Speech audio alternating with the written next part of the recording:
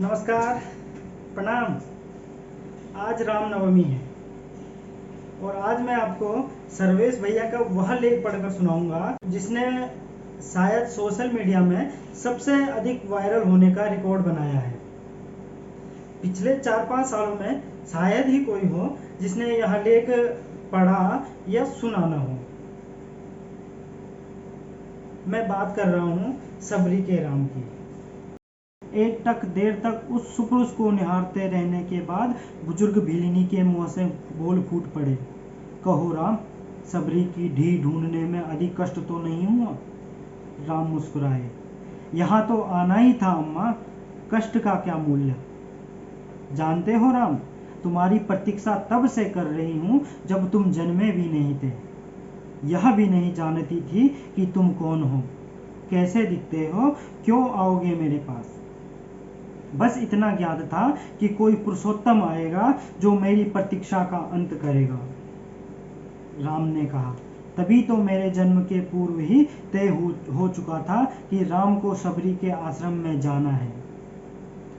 एक बात बताऊं प्रभु, भक्ति के दो भाव होते हैं, पहला मरकट भाव और दूसरा मार्जर भाव।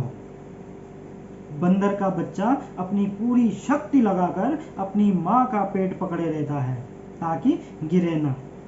उसे सबसे अधिक भरोसा माँ पर ही होता है और वह उसे पूरी शक्ति से पकड़ा रहता है।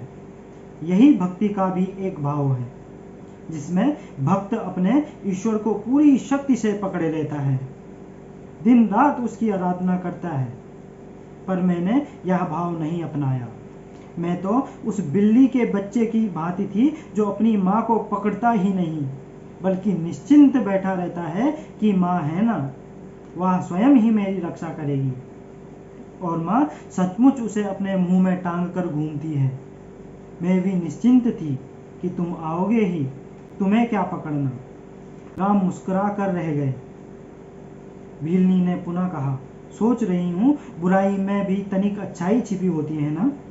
कहाँ सुदूर उत्तम के तुम और कहाँ घोर दक्षिण में मैं। तुम प्रतिष्ठित रघुकुल के भविष्य, मैं वन की भीलनी। यदि रावण का अंत नहीं करना होता तो तुम कहाँ से आते? राम गंभीर हुए, कहा, भ्रम में न पड़ो अम्मा, राम क्या रावण का वध करने आया है? अरे रावण का वध तो लक्ष्मण अपने पैर से बाण चलाकर भी कर सकता है। राम हजारों कोस चल कर इस गहन वन में आया है तो केवल तुमसे मिलने आया है अम्मा, ताकि हजारों वर्ष बाद जब कोई पाखंडी भारत के अस्तित्व पर प्रश्न खड़ा करे तो इतिहास चिल्लाकर उत्तर दे कि इस राष्ट्र को क्षत्रिय राम और उसकी भीलनी माँ ने मिलकर गढ़ा है। जब कोई कपटी भारत की परंपराओं पर उंगली उठाए तो काल उसका गला पकड़ कर कहे कि नहीं, एकमात्र ऐसी सभ्यता है जहां एक राजपुत्र वन में प्रतीक्षा करती एक दरिद्र वनवासी से भेंट करने के लिए 14 वर्ष का वनवास स्वीकार करता है। राम वन में बस इसलिए आया है ताकि जब युगों का इतिहास लिखा जाए तो उसमें अंकित हो कि सत्ता जब पैदल चलकर समाज के अंतिम व्यक्ति तक पहुंचे तभी वह राम राज्य है। राम वन में इसलिए आया है ताकि भविष्य स्मरण रखे कि प्रतीक्षाएं अवश्य पूरी होती है। राम रावण को मारने भर के लिए नहीं आया है अम्मा।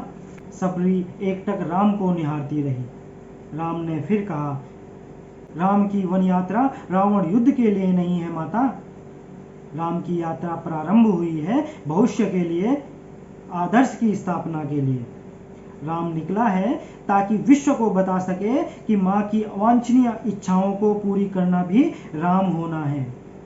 राम निकला है ताकि भारत को सीख दे सके कि किसी सीता के अपमान का दंड असभ्य रावण के पूरे साम्राज्य के विध्वंस से पूरा होता है। राम आया है ताकि भारत को बता सके अन्याय का अंत करना ही धर्म है। राम आया है ताकि युगों को सीख दे सके कि विदेश में बैठे शत्रु की समाप्ति के लिए आवश्यक है कि पहले देश में बैठी उसकी समर्थक शूर्पणखाओं की नाक काटी जाए और खर दूसरों का घमंड तोड़ा जाए। और राम आया है ताकि युगों को बता सके कि रावणों से युद्ध केवल राम की शक्ति से नहीं बल्कि वन में बैठी सबरी के आशीर्वाद से जीते जाते हैं। सबरी के आंखों में जल भर आया। उसने बात बदल कर कहा, कंद खाओगे राम? राम मुस्कुराए, बिना खाए जाऊंगा भी नहीं अम्मा। सबरी अपनी कुटिया से झपोली में कंद लेकर आई और राम के समक्ष रख दिए। यहाँ आकर मीठे और खट्टे का भेद भूल गया हूँ अम्मा, बस इतना समझ रहा हूँ कि यही अमृत है।